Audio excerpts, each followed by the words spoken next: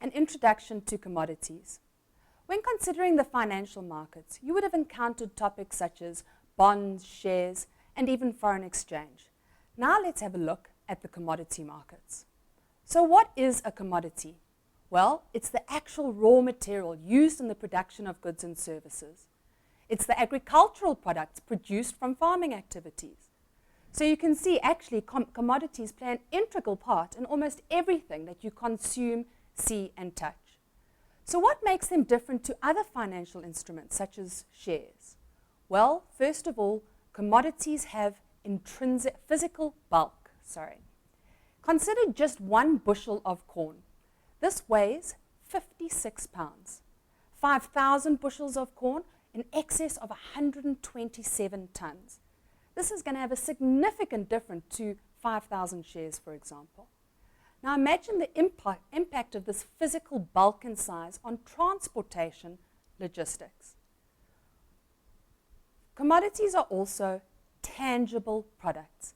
This leaves them susceptible to things like fire, theft, and any destruction. And often insurance is now a very important part of the commodity market. Commodities have intrinsic value. This means they are produced and consumed in the cereal that you eat or even the buildings that are constructed. So in essence, commodities are units of value that are produced in large quantities by very many different producers and considered equivalent in value no matter who produces them. Commodities can be broadly classified into one of the 3 following groups. Softs, these are all the products that really are farmed. Hard commodities, all of those that are mined. And then, of course, the ever-important energy markets. Let's have a look at each one of them individually. The soft markets, these are typically the renewable and often perishable plant and animal goods that can be farmed and grown. They can be further broken down into produce, meat, and lumber. Hard commodities, these are the non-renewable, non-perishable products that are extracted from mining processes. They can further be broken down into precious metals and base metals. Base metals are really those that hold the properties of oxidizing or corroding easily, such as copper, lead, zinc.